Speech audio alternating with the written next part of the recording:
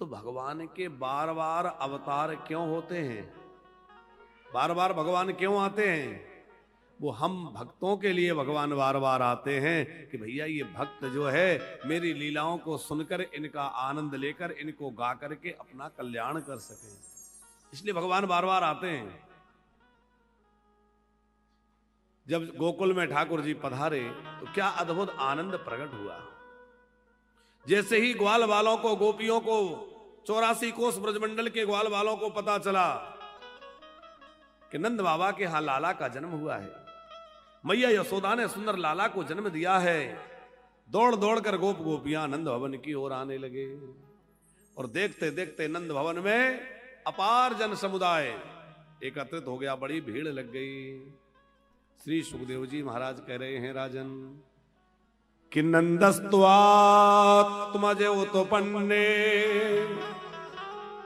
जाता है लादो महामना, आहो ये विप्रान वेद ज्ञान इष्णाता सुचीर अलंकृता,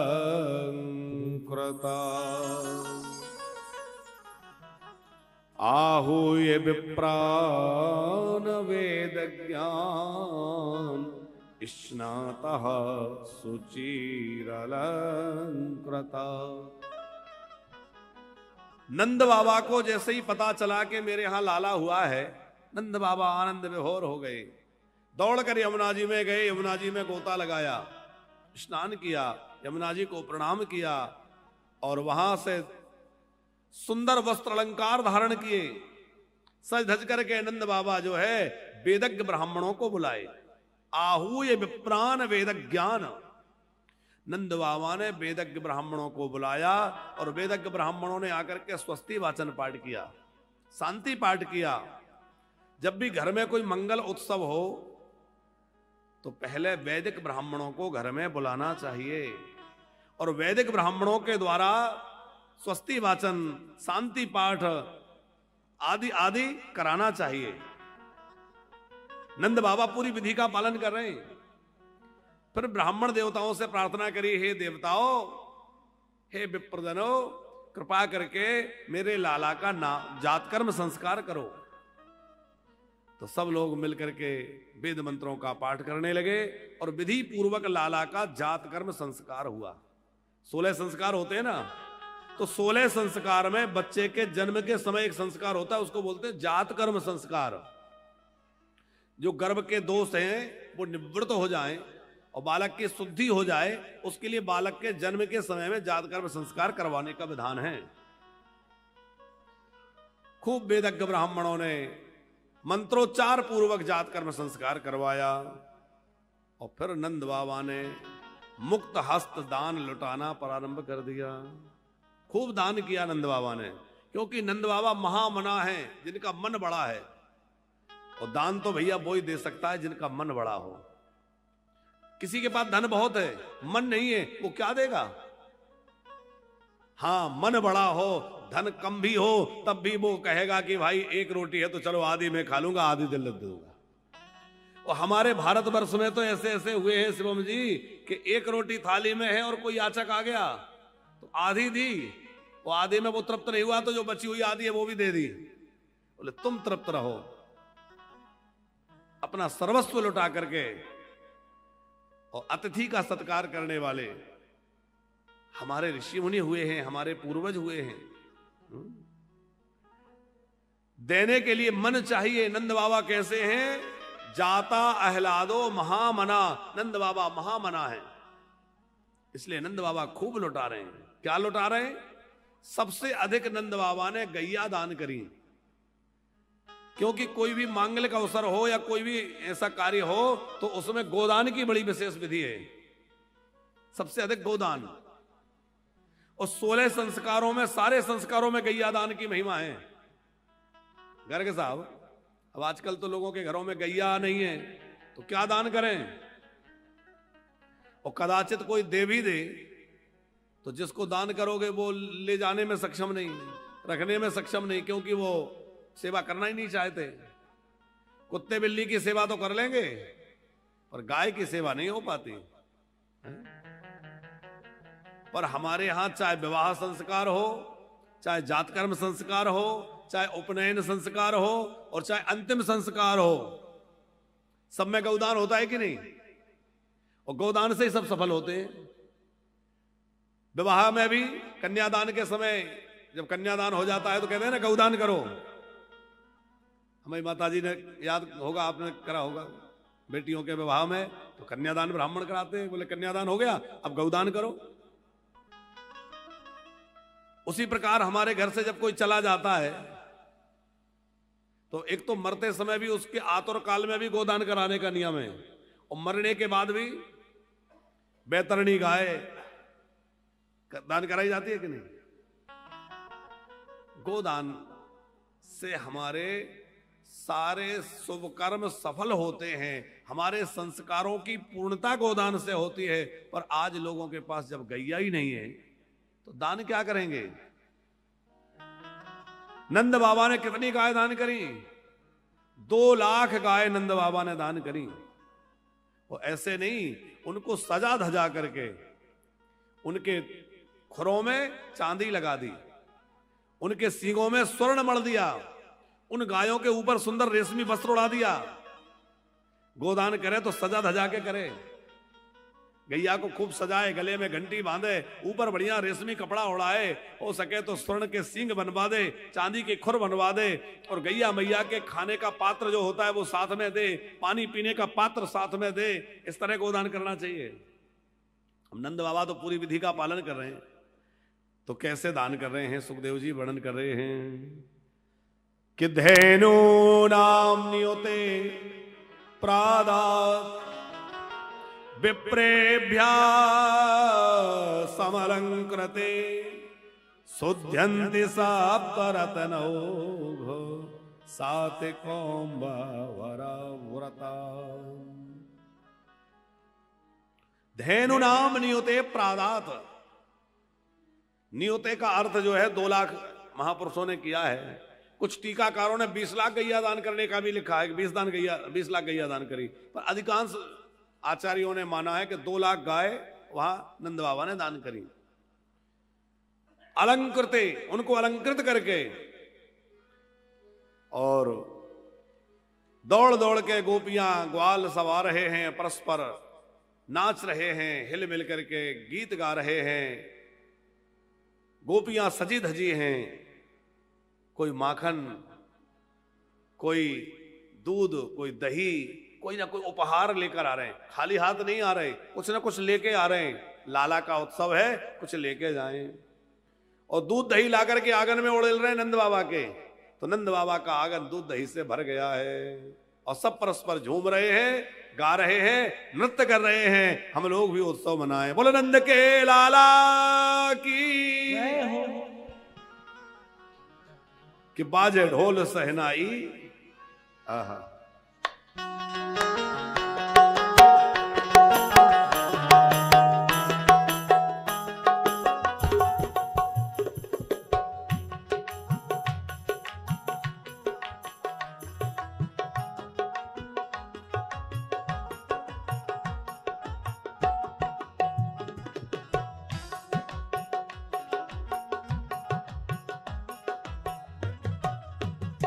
बाजे ढोल सहनाई।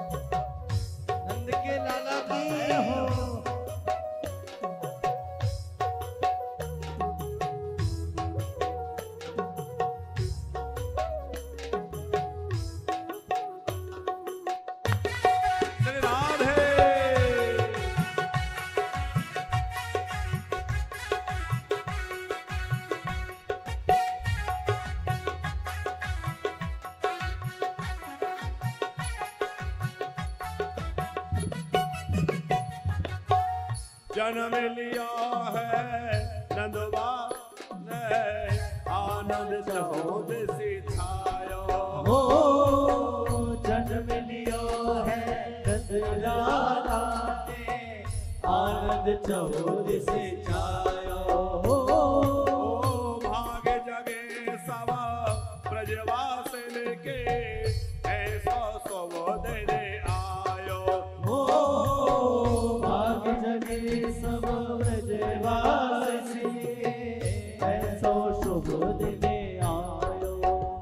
लाला यशोदा ने जायो गोकुल में, लाला यशोदा ने जायो गोकुल में। ओ लाला यशोदा ने जायो गोकुल में, आज बाजे बधाई गोकुल में। वो बाजे बाजे बधाई गोकुल में। बाजे ढोल सहनाई गोकुल में,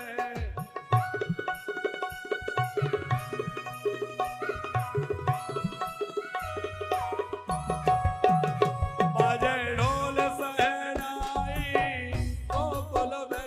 बाजे ढोल सहनाई गोकुल में। ओ बाजे ढोल सहनाई गोकुल में, आज बाजे बधाई गोकुल में। ओ आज बाजे बधाई गोकुल में। ओ बाजे ढोल सहनाई गोकुल में। बाजे ढोल सहनाई गोकुल में।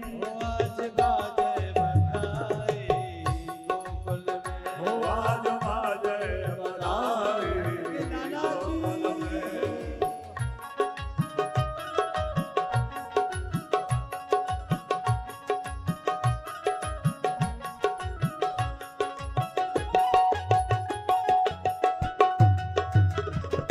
बोल नंद के लाला की।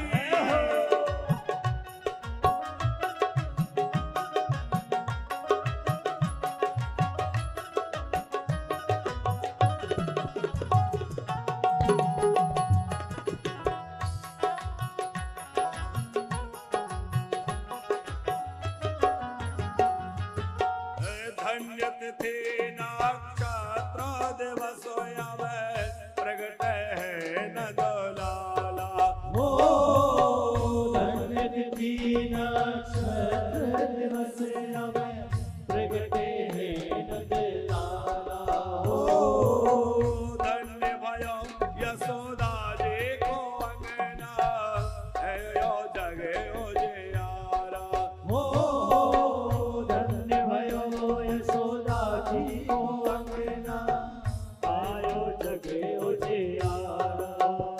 प्रेम नदिया बहाए गोकुल में, प्रेम नदिया बहाई गोकुल में। ओ प्रेम नदिया बहाए गोकुल में।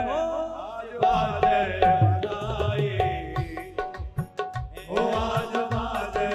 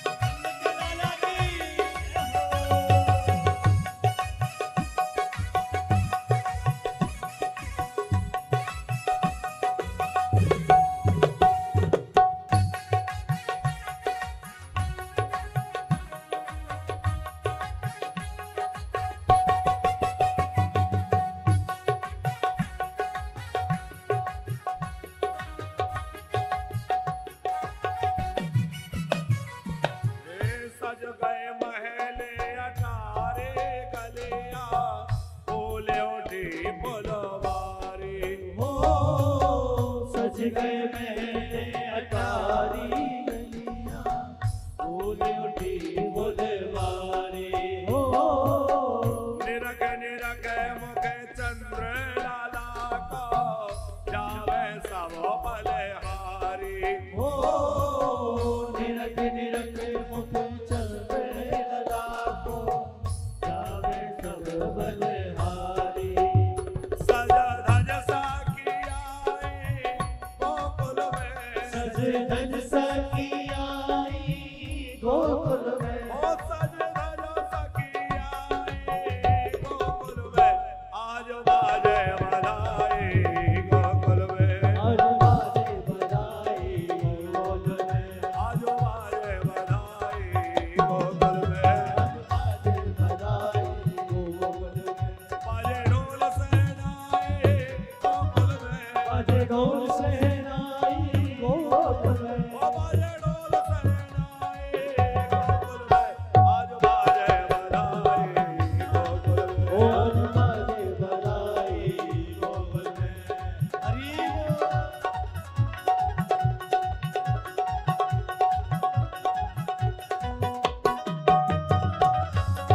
बधाई हो आनंद के आनंद वाया, जय कन्हैया लाल की, आनंद के आनंद वाया, जय कन्हैया लाल की, अरे हाथी दीने घोड़ा दीने, और जीनी पाल की, अरे हाथी दीने घोड़ा दीने, और जीनी पाल की, आनंद के आनंद वाया, जय कन्हैया लाल की, आनंद के आनंद वाया, जय कन्हैया लाल की। आज बाजे बधाई गोकुल में, आज बाजे बधाई गोकुल में, ओ आज बाजे बधाई गोकुल में, ओ आज बाजे आज बधाई, बाजे ओ आज बधाई, बाजे ओ बधाई, आज बाजे ओ आज बधाई, गोकुल में, आज बाजे ओ बधाई। आज बधाई। कि बाजे ढोल सहनाई गोकुल में, बाजे ढोल सहनाई गोकुल में, हो आज बाजे बधाई गोकुल में, आज बाजे बधाई गोकुल में। बोलो नंद के लाला की। अब आप लोग कल्पना करिए कि हम लोग तो कथा के माध्यम से उत्सव मना रहे हैं, तो ऐसा आनंद उमड़ रहा है, और जहां साक्षात नंद नंदन प्रकट हुए तो कितना आनंद आया होगा। अपार आनंद प्रकट हो गया, क्योंकि सुखदेव जी ये नहीं कह रहे कि लाला हुआ, सुखदेव जी कह रहे हैं आनंद ही पुत्र बन के आ गया, क्योंकि भगवान तो आनंद सिंधु है। जो आनंद सिंधु सुख राशि, वो आनंद के सिंधु परमात्मा एक बालक का रूप बन के आए तो कैसी सुंदर छवि होगी, क्या अद्भुत अलौकिकता होगी, क्या अद्भुत आनंद उमड़ा होगा। कल्पना करिए उस रस की। केवल गोपी ग्वाल नहीं नाच रहे, उनमें ऋषि मुनि महात्मा सोचते हैं, अरे हम तो तपस्या कर रहे थे कि भगवान मिले भगवान मिले, भगवान तो नंद जी के द्वार पे आ गए, यशोदा के लाला बन गए। ऋषि मुनि तो आए सो आए, पर गर्ग जी सिद्ध चारण गंधर्व विद्याधर सब दौड़ रहे हैं। हमारे प्रभु आए हैं, देवता आ रहे हैं, और देवता नहीं महादेव भी आए हैं। भगवान शंकर दर्शन की आशा लगाकर आए हैं, और योगी का रूप बनाया, द्वार पर आके खड़े हो गए, भिक्षाम देही भिक्षाम देही। गोपियों ने सुना कोई बाबा दरवाजे पे खड़े हैं, भिक्षा मांग रहे हैं। खूब भिक्षा कराना चाहा, पर भोले बाबा तो एक ही जिद किए हुए, एक ही हट है, क्या? अपने लाला के दर्शन करा दे मैया। गोपियों ने जाकर मैया से कहा, मैया द्वार पर एक योगी खड़ा हुआ है, देखने से मालूम पड़ता है कोई बड़ा सिद्ध योगी है, कोई साधारण योगी नहीं है। उसके ललाट की चमक, उसकी विशाल जटाएं, और वो बाबा बार बार एक ही रट लगाए हैं कि लाला का दर्शन करना है। मैया बोली, देखो बाबा निराश नहीं लौटना चाहिए, हम लोग गृहस्थ हैं, हमारे द्वार से कोई भी याचक, कोई भी व्यक्ति विमुख नहीं होना चाहिए। वो जो चाहे उनको दे दो। मैया वो तो बार बार आपको बुला रहा है, कह रहा है मुझे लाला के दर्शन करना है। डरती डरती यशोदा जी स्वयं निकली। डरती डरती क्यों? बोले अभी तो लाला को जन्म दिया है, अभी तो 6 दिन हुए थे, 6 दिन भी नहीं हुए। कब जन्म हुआ लाला का? अष्टमी में, और 9वीं में बना नंद महोत्सव, और भोले बाबा आए थे द्वादशी तिथि में। तो 9वीं, 10वीं, एकादशी और द्वादशी 4 ही दिन तो हुए। तो 6वें दिन तो पूतना मौसी आ गई थी। यशोदा जी ने कहा बाबा भिक्षा कम लगती हो, और ले लो, हीरे मोती जवाहरात, गाय भूमि, जो आपको चाहिए क्या करिए, क्या सेवा करें।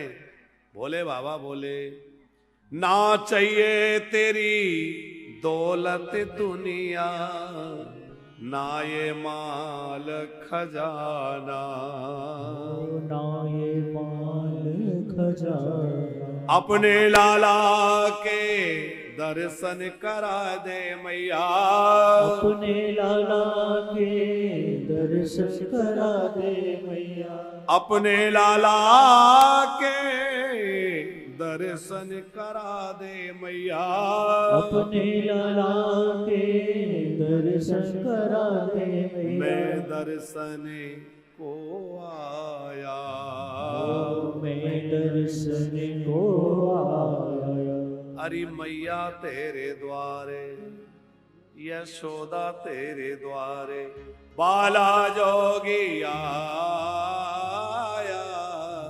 बाला जोगी आया। मैया समझा रही है, देखो बाबा मेरा लाला बहुत छोटा सा है, आपके गले में ये भयंकर नाग है, कहीं इनको देख के डर गया तो?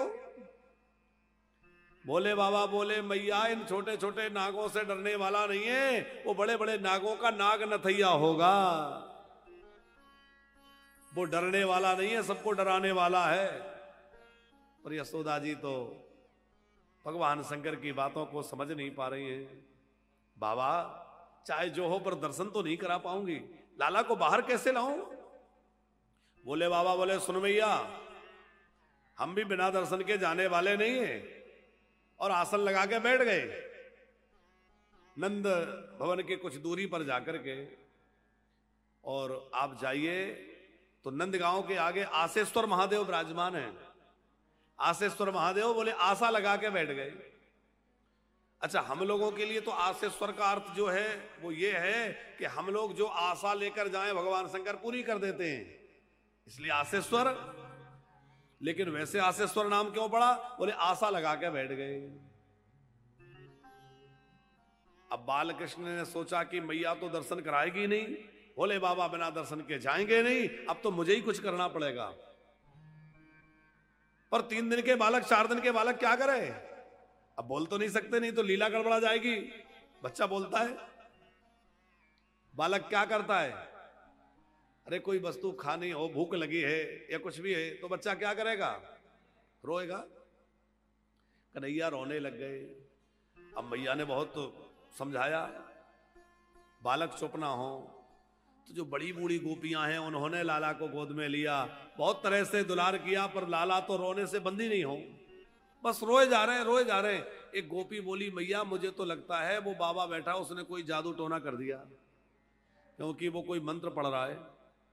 हो ना हो उसी ने कोई जादू टोना किया है, क्योंकि तभी से लाला रो रहा है। मैया बोली एक काम कर, जाके पूछ बाबा से कि कुछ झाड़ फूक जानते हैं क्या? एक गोपी दौड़ती भाई गई, बाबा से पूछा बाबा कुछ झाड़ना फूकना भी जानते हो कि नहीं? बोले बाबा बोले क्यों? गोपी बोली हमारा लाला बहुत रो रहा है। मैया यशोदा का लाला बड़ी देर हो गई रोने से बंदी नहीं होता। बोले बाबा को लगा ये बहुत अच्छा अवसर है, ये बढ़िया अवसर मिल गया। बोले ले आओ ले आओ, हम तो बताना भूल गए, ये तो हमारा मुख्य काम ही है, ये तो मुख्य धंधा है, ले आओ। अब मुख्य काम क्यों है? साबर मंत्र कौन ने प्रकट किया? बोले बाबा ने। आखर वन मिल अर्थ न जापो, और प्रगट प्रभाव महेश प्रताप सावर मंत्र जाल जिन सिर जा सावर मंत्र जाल जिन सिर जा सावर मंत्र जाल जिन सिर जा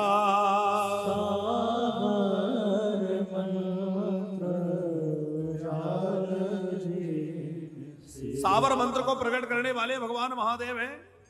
बोले बाबा ने कहा ले आओ बालक को। अब भगवान शंकर भी उठ के द्वार पर आ गए। मैया यशोदा डरते डरते लाला को लेके बाहर निकली और लाला को गोद में यशोदा जी लिए हैं। और जैसे ही बाल कृष्ण के ऊपर भगवान शंकर की दृष्टि पड़ी, बोले बाबा विभोर हो गए, आनंद में भर गए। मेरे प्रभु, मेरे इष्ट देव, मेरे नाथ, क्या बढ़िया रूप बनाया है, कितने सुंदर लग रहे हैं। वाह मेरे प्रभु, जय हो जय हो जय हो। आनंद विभोर हो गए और भगवान शंकर के नेत्रों से अश्रु की धारा बह गई। प्रेम में प्रेम के आंसू बह रहे हैं, झरझर झरझर आंसू बह रहे हैं। बोले बाबा झूम रहे हैं, बाल कृष्ण का दर्शन कर रहे हैं। एक गोपी बोली कि भैया गजब का बाबा है। अरे झाड़ने आया था खुद ही रोने लगा। दूसरी बोली वो तो ठीक है, पर ये तो देख के लाला का रोना बंद हो गया, क्योंकि कन्हैया भोले बाबा की प्रेम दशा देखकर रोना धोना भूल गए। कन्हैया रोना भूल गए। यशोदा जी बोली अरे बड़ा चमत्कारी बाबा है, लाला का रोना अपने ऊपर ले लिया। लाला का रोना बंद और बाबा का रोना शुरू। फिर तो मैया ने कहा कुछ भाग्य कथन करिए, हमारे लाला का कैसा भाग्य होगा। और सबसे ज्यादा चिंता माताओं को एक चीज की रहती है, जब बालक घर में जन्म लेता है तो सबसे ज्यादा चिंता रहती है बहू कैसी आएगी। अभी बालक हुआ नहीं, छोटा सा है, और माताओं को लगता बहू कैसी होगी। यशोदा जी ने पूछा हमारी बहू रानी कैसी होगी। बोले बाबा बोले मत पूछो, अरे बहू रानी एक दो नहीं होंगी, बहुत सारी बहुएं होंगी, इसलिए अभी से महल बनवाना शुरू कर दो तो एक दो चार थोड़ी होंगी, हजारन बहुएं होंगी। फिर तो भगवान शंकर खूब आनंद विभोर होते हुए, नाचते हुए, श्रृंगी बजाते हुए और कैलाश की ओर पधारे हैं। और इधर उत्सव चल रहा था। नंद बाबा को स्मरण हुआ कि हम लोग हर वर्ष जो कंस को कर भिजवाते हैं उसका समय निकल जा रहा है, और हम बालक के उत्सव में ऐसे लगे कि वो समय निकल जाएगा, कंस उपद्रव कर देगा। तो अपने कुछ विश्वसनीय ग्वाल वालों को, गोपगणों को गोकुल की रक्षा का दायित्व सौंप करके, और भगवान वो नंद बाबा जो है अपने यहां से घी मक्खन कुछ लेकर के और मथुरा के लिए कर देने के लिए कंस के यहां चल दिए। गोपान गोकुल रक्षायाम निरूप्य मथुराम गता नंदा कंस सवार्षिक्यम करम दातुम करोद्वह। कर देने के लिए, टैक्स देने के लिए चले गए। कंस को कर दिया और समाचार दिया महाराज मेरे यहां लाला का जन्म हुआ है। अब कंस क्या जाने कि वो लाला कौन है, कैसा है। कंस समझ रहा है नंद बाबा का लाला है, तो कंस क्या कह रहा है, तुम्हारा लाला जुग जुग जिए, तुम्हारे लाला के शत्रुओं का नाश हो गए। अब क्या जाने कि हम ही हैं शत्रु, हमें ही मारने आया है। अच्छा, लौटते भय नंद बाबा ने सोचा कि मथुरा में हमारे मित्र श्री वसुदेव जी रहते हैं, हमारे यहाँ तो लाला हुआ, बड़ा उत्सव हो रहा है, लेकिन वो कितनी विपत्ति में आ गए। उनके सारे बालकों को कंस ने मार दिया। बेचारी एक कन्या बची थी, वो भी आकाश में उड़ गई। अब नंद बाबा ये बात नहीं जानते कि जो हमारे यहाँ है वो नंद बाबा हमारा नहीं है, वो वसुदेव जी का है। मित्रता के नाते वसुदेव जी से मिलने के लिए नंद बाबा गए, और नंद बाबा से मिलकर के वसुदेव जी बड़े प्रसन्न भये, क्योंकि अपने लाला की स्मृति में तो वसुदेव जी खोए रहते थे। कैसा है लाला, सब ठीक ठाक है? अब देखो, श्री वसुदेव जी महाराज अपने पुत्रों के वियोग में हैं, पर वो आनंदित हो रहे हैं नंद बाबा के आनंद को देख करके। अरे भैया नंद जी, तुम भले ही मत कहो, हमें पता लग गया तुम्हारे यहां लाला हुआ है, बड़ा उत्सव चल रहा है। और नंद बाबा रो रहे हैं, क्यों? वसुदेव जी को देख करके कि देखो तो सही कैसी विडंबना कि तुम्हारे सारे पुत्रों को दुष्ट कंस ने मार दिया। अहो ते देवकी पुत्रा कंसेन वह वो हता, एका वसिष्ठ वरजा कन्या सा दिवम गता। यह है मित्रता। गर्ग साहब, मित्र का दुख छोटा सा भी हो तो बहुत बड़ा समझे, और अपना दुख बहुत बड़ा भी हो तो उसको छोटा समझ करके उस पर ध्यान ना दे, पहले मित्र के दुख को दूर करने का प्रयत्न करे, वो मित्र है। राम जी ने सुग्रीव को मित्र बनाया, तो जब तक राम जी ने सुग्रीव को राज सिंहासन पर नहीं बिठा दिया, उसके परिवार से उसको नहीं मिला दिया, तो राम जी अपने दुख को भूले रहे और सुग्रीव को सुखी करने में लगे रहे कि नहीं? मित्र का दुख रजु मेरो समाना, मित्र का दुख रजु मेरो समाना, निज दुख गिरी सम रज करी जाना, निज दुख गिरी सम रज करी जाना। अपना दुख पहाड़ जैसा भी हो तो उसको छोटा समझे, और मित्र का दुख छोटा सा भी है तो पहले उसको निवारण करने का प्रयत्न करे, वो मित्र है।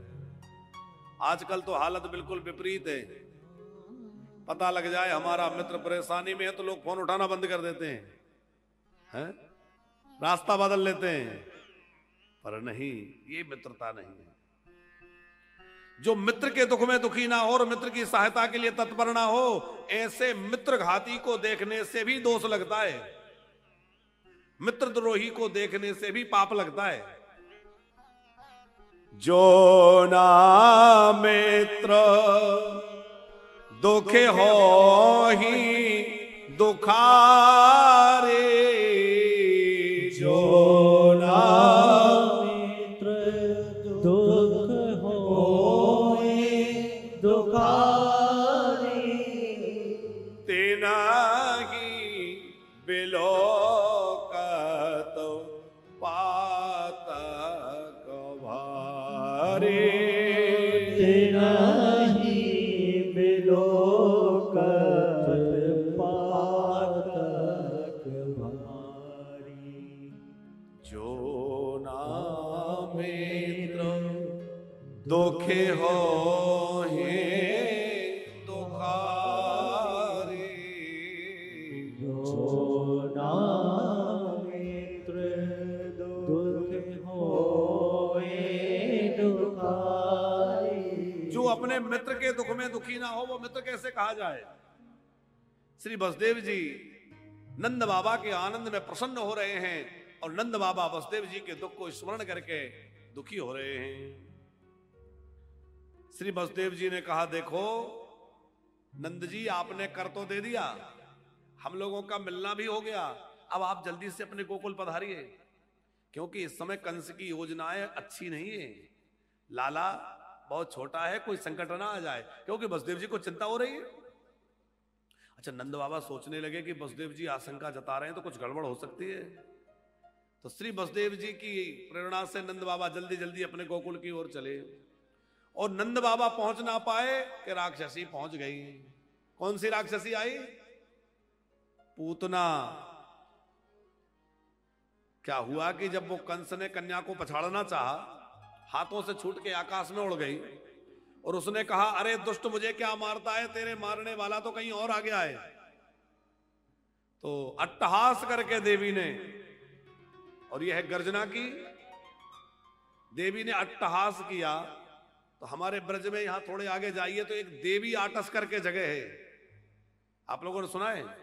यहां दर्शन करने जाएं तो थोड़े आगे है देवी आटस, एक गांव है, वहां देवी जी का प्राचीन मंदिर है। तो ऐसी मान्यता है कि वहीं भगवती जगदम्बा प्रकट होकर के वहां अट्टहास किया था, इसलिए उस जगह का नाम आटस पड़ गया। और देवी जी विराजमान है तो उसका नाम है देवी आटस। अभी है वहां स्थान मंदिर विराजमान बना हुआ है देवी जी का। तो जब देवी ने इस प्रकार कहा कि तेरे मारने वाला कहीं और आ गया, तो कंस ने आपातकालीन बैठक की कि भैया कहां आ गया, कहां है, कौन है, कैसे पता लगाएं? किसी ने कहा महाराज अभी ज्यादा बड़ा तो हुआ नहीं, छोटा सा बच्चा तो होगा। ऐसा करें जितने नवजात हैं सबको मरवा दो, आपका जो शत्रु है वो भी मारा जाएगा। कंस ने कहा पर छोटे छोटे बच्चे तो माताओं के संरक्षक में घर के अंदर होते हैं, संरक्षण में होते, उन्हें कैसे मारेंगे? और छीन छीन के मारेंगे तो प्रजा में विद्रोह हो जाएगा कि देखो राजा बड़ा अन्यायी है, बच्चों को छीन छीन के मार डाल रहा है। तो ऐसे मारो कि पता भी ना चले कि किसने मरवाया और काम भी हो जाए। सब लोग विचार करने लगे कौन जाएगा। तब तक वहां पूतना आ गई और पूतना ने कहा महाराज ये काम मुझे सौंप दीजिए, क्योंकि मैं स्त्री हूं, घरों के अंदर जा सकती हूं, हलाहल विष लगा करके अपने पयोधरों पर जाऊंगी और दूध पिलाने के बहाने जहर पिला दूंगी और सब बच्चों को मार डालूंगी। सब लोगों ने कहा तुझे कोई घर में घुसने देगा? तेरी भयंकर आकृति, क्योंकि पूतना जो थी बड़ी विकराल थी, उसकी गोल गोल बड़ी बड़ी आंखें और तांबे जैसी लाल लाल लंबी लंबी जटाएं, बड़े बड़े दांत, भयंकर आकृति, तुझे कोई घुसने देगा? वो बोली महाराज मैं माया जानती हूं और माया से ऐसी बढ़िया छेल छबीली सुंदरी बन गई कि क्या कहना। इतनी सुंदर स्वरूप उसने धारण कर लिया, ऐसा लग रहा था मानो साक्षात लक्ष्मी जी हो, इतनी बढ़िया बन गई। कंस ने कहा अब तो काम बन जाएगा, जाओ। और वो भयंकर हलाहल विष लगा करके अपने स्तनों से और सब जगह डोलती भई आई। तो सबसे ज्यादा हल्ला किसका था?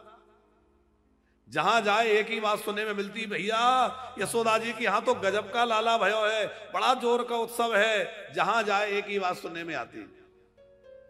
तो सीधा वो गोकुल की ओर चली और यशोदा जी के यहां पहुंची। मैया यशोदा को बधाई देने का नाटक करने लगी, अरे बधाई हो यशोदा, बधाई हो यशोदा, बधाई हो। यशोदा जी देख रही हैं कि ये कौन है, मैंने तो कभी देखा नहीं, पर बड़ी चमक धमक है भाई, बड़ा सुंदर स्वरूप है, सज धज के आई है ना। पूतना बोली लगता है पहचानी नहीं, अरे मैं ब्राह्मणी हूं, मथुरा से आई हूं, सुना तुम्हारे यहां लाला हुआ है तो आशीर्वाद देने आई हूं। अब यशोदा जी बड़ी भोली है, वो कुछ समझी नहीं, बोले देखो लाला पाले में सो रहा है, आशीर्वाद दे दो। वो आशीर्वाद के बहाने गई, इधर यशोदा जी दूसरी गोपियों से मिलने में लग गई। और जैसे ही पाले में लेटे हुए, पाले में सोए हुए कन्हैया ने देखा कि अरे पूतना मौसी आ रही हैं, दोनों आंखें बंद कर ली। अब आंखें क्यों बंद कर ली, इस पर संतों ने अनेक भाव लिखे हैं कि आखिर पूतना को देखकर बालकृष्ण ने अपनी आंखें क्यों बंद करी। क्या सचमुच डर गए? बोले नहीं, डर तो नहीं सकते, जो काल को डरा दे वो क्या राक्षसी से डरेंगे, तो क्यों आंख बंद कर ली? बोले शायद इसलिए आंख बंद कर ली होगी, सोच रहे होंगे कि मैं तो आया था माखन मिश्री पाने, ना माखन चखा ना मिश्री चखी, और ये राक्षसी आ गई जहर पिलाने, और जहर तो बहुत कड़वा होता है, कैसे पीऊंगा। आंख बंद करके भगवान शंकर को बुला रहे होंगे, बाबा आपका ब्रेकफास्ट तैयार है, क्योंकि आपको जहर पीने का अभ्यास है, आप आ जाइए, जहर आप पी लेना, दूध में पी लूंगा। तो मानो आंख बंद करके भगवान शंकर को बुला रहे होंगे। एक संत बोले हमें तो लगता है दूसरा कारण है। क्या? सोच रहे होंगे कि किसी बड़े काम की शुरुआत करो तो पहले थोड़ा मंगलाचरण करना चाहिए, और राक्षसों को मारने की शुरुआत हो रही है तो आंख बंद करके श्री कृष्ण मंगलाचरण कर रहे होंगे, किसी राक्षस से शुरुआत कर दो। एक संत बोले नहीं, इसलिए आंख बंद कर ली होगी, सोच रहे होंगे कि मैं तो सोच रहा था कि राक्षसों को मारूंगा, राक्षस तो आए नहीं, राक्षसी आ गई। और राम अवतार में भी सबसे पहले कौन आया? सबसे पहले राक्षसी को मारा, किसको? ताड़का को। और कृष्ण अवतार में पूतना को। यहां भी राक्षसी को मारना पड़ रहा है। तो आंख बंद करके विचार करने लगे कि क्या करूं, मारूं कि नहीं मारूं। फिर सोचा राक्षसी है, मारना तो चाहिए। एक संत कहते हैं इसलिए आंख बंद कर ली होगी, सोच रहे होंगे कि इसने ऐसे कौन से सत्कर्म किए हैं जो आज मेरे सामने आ गई।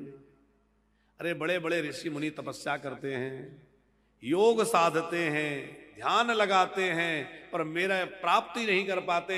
इस राक्षसी ने ऐसे कौन से सत्कर्म किए होंगे जो आज मेरे पास खड़ी है और मेरे हाथों इसका उद्धार होगा। तो मानो प्रभु अपने नेत्र बंद करके इसके पूर्व जन्म के कर्मों को देख रहे होंगे कि आखिर इसने ऐसा क्या सत्कर्म किया है। ये पूतना पिछले जन्म में कौन थी आप जानते हैं? कितने लोगों को पता है? सबको पता है? एक बाबा हाथ खड़ा कर रहे हैं। पूतना जो है पिछले जन्म में राजा बलि की बेटी थी। राजा बलि की बेटी थी, इसका नाम था रत्नमाला। और जब भगवान बामन बन करके गए ना, चटपट चटपट खड़ाऊं चटकाते भय, तो उनके बाल रूप को देखकर, उनके बामन रूप को देख करके और ये बड़ी मुग्ध हो गई। कितना प्यारा बालक है। मेरा बालक होता गोद में लेके खूब लाड़ लड़ाती, दूध पिलाती। तो बड़ी इच्छा हो रही थी कि इस बालक को गोद में उठा लूं। लेकिन वो राजा बलि के साथ बामन भगवान की बातें हो रही थी। देखते देखते भगवान बामन जो है विराट बन गए। छोटे से भगवान बहुत बड़े हो गए और विराट बनकर के राजा बलि का सब कुछ छीन लिया। और जब सब कुछ छीन के राजा बलि को बंदी बना लिया, तो इस रत्नमाला के मन में दूसरा विचार आया। देखो, मैं इस बालक को छोटा सा बच्चा समझ रही थी, ये तो बड़ा विचित्र बालक निकला। मेरे पिताजी को ठग लिया इसने, कपट के साथ उनको बंदी बना लिया। अरे ऐसे बच्चे को तो मुझे बस चलता तो जहर दे के मार डालती। अब दो तरह के विचार आ गए मन में। भगवान ने उनकी दोनों भावनाएं समझ ली और सोचा कि अभी तो नहीं, पर कृष्ण अवतार में तेरी दोनों भावनाएं मैं पूरी करूंगा। तो दूध पिलाने का अवसर भी मिला और जहर पिलाने का अवसर भी मिला। और भगवान ने कहा अब तेरा कल्याण करना मेरा काम है, अब तेरा उद्धार भी करूंगा। तो प्रभु श्री कृष्ण आंख बंद करके इसके पिछले जन्मों को देख रहे हैं। एक संत बोले शायद इसलिए आंख बंद कर ली होगी, सोच रहे होंगे कि मैं हूं मायापति और ये है मायावती। और मायापति के सामने किसी की माया टिकेगी? जैसे ही मेरी दृष्टि पड़ेगी तो जैसे सूर्य के आते ही अंधकार भाग जाता है, वैसे ही मेरी दृष्टि पड़ते ही सारी माया समाप्त हो जाएगी। और बढ़िया सज धज के आई है तो मैं अपनी आंख बंद कर लेता हूं, करने दो इसको जो नाटक कर रही है। तो प्रभु ने आंख बंद कर ली। एक और बड़ा प्यारा कारण तो बहुत हैं, बस एक और चर्चा करके आगे बढ़े। गर्ग जी, भगवान कपटी व्यक्ति की ओर नहीं देखते। जो बनावटी रूप लेकर आता है भगवान उसकी ओर देखते ही नहीं है। इसलिए जैसे हो वैसे भगवान के सामने जाओ, भगवान के सामने बनावटीपन नहीं चलेगा। हनुमान जी जब राम जी के पास पहली बार आए, प्रथम मिलन रामायण के माध्यम से जब हुआ, तो ऋषिमुख पर्वत पर सुग्रीव के साथ हनुमान जी विराजे थे। इधर राम लक्ष्मण जा रहे थे और सुग्रीव ने कहा कि देखो तो सही है कौन योद्धा आ रहे हैं। हनुमान जी गए तो किस रूप में गए थे? हाँ, ब्राह्मण का भेष बना के। हनुमान जी ब्राह्मण रूप बना के गए और ब्राह्मण रूप बना के राम जी से परिचय पूछा। राम जी ने पूरा अपना परिचय दे दिया। हम दशरथ महाराज के पुत्र राम लक्ष्मण हैं, हम पितु वचन मान बन आए, यहां हरि निश्चर वैदेही, विप्र फिरई हम खोजत तेही। सारी बात सुना दी। तो हनुमान जी तो जान गए कि ये मेरे राम जी हैं और ब्राह्मण रूप में हनुमान जी थे। हनुमान जी राम जी के चरणों में गिर गए, मेरे प्रभु हैं। राम जी का स्वभाव है कोई प्रणाम करे तो उसको बीच में ही रोक लेते हैं, प्रणाम नहीं करने देते। कोई भी सत्पुरुष जो हैं उनको आप प्रणाम करिए और उनके अंदर दिव्यता की भावना होती है, तो प्रणाम नहीं करने देंगे, आपको रोक लेंगे नहीं बस रहने दीजिए, नहीं हो गया बस। होता है कि नहीं? हमेशा राम जी जो है प्रणाम करने वाले को रोक लेते हैं। गर्ग जी, हमारे गुरुदेव भगवान जो हैं, उनको हम सामने से कभी प्रणाम ही नहीं कर पाते, क्योंकि बड़े सहजता की प्रतिमूर्ति हैं वो। तो अभी दिसंबर में यहां कथा करके गए, पिछले दिसंबर में, 1 वर्ष से अधिक हो गया, जब इसका उद्घाटन हुआ था तो पूज्य गुरुदेव के द्वारा कथा का आयोजन हुआ था। अभी कुंभ में महाराज श्री जी विराजमान है। परसों हमारी चर्चा हुई तो महाराज जी कह रहे थे कुंभ में आओ। हमने कहा महाराज जी कथा चल रही है और फिर बिटिया के विवाह का उत्सव है, यहाँ भतीजी का विवाह कर रहे हैं 22 जनवरी को, तो हम लोग 23 को पहुंच जाएंगे आपकी सेवा में। तो महाराज जी कभी प्रणाम करने ही नहीं देते।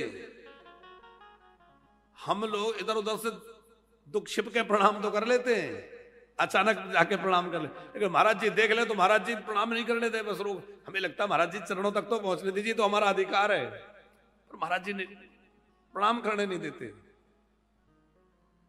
तो क्या कहें महाराज जी, तो महाराज जी कभी आप जो है दर्शन करिए, अद्भुत महापुरुष हैं, और उनकी जो सहजता है, जो सरलता है, आप देखेंगे तो आपको अभी कुंभ में आप चले जाएं तो महाराज जी के खालसा में बड़ा खालसा लगता है, खूब सैकड़ों लोग भोजन करते हैं, तमाम उत्सव चलते रहते हैं, और वहां आप जाएं तो आप ढूंढते रह जाएंगे कि यहाँ के महंत कौन है। यद्यपि महाराज जी श्री महंत हैं, लेकिन आप देखेंगे कि यहाँ श्री महंत कौन है, यहाँ के महंत जी कौन है, आपको समझ में ही नहीं आएगा। और महाराज जी पता नहीं कहीं भोजन परोस रहे हों कि कहीं बर्तन रखे उन्हीं को धोने लग जाए, इतनी सहजता। अब आप बताओ, कोई महंत के, श्री महंत के पद पे हो, बड़ा खालसा लगा हो, हजारों शिष्य हो, बड़े बड़े शिष्य हो महाराज जी के, तो इतने शिष्य परिकर हो तो हम जैसे तो कुछ नहीं है तब भी बड़े अकड़ के बैठते हैं। महाराज जी इतना कुछ होने के बाद इतने सहज रहते हैं कि कहो वो रात्रि में बर्तन रखे हैं तो उनको ही धोने लग जाएं, ऐसी सहजता है।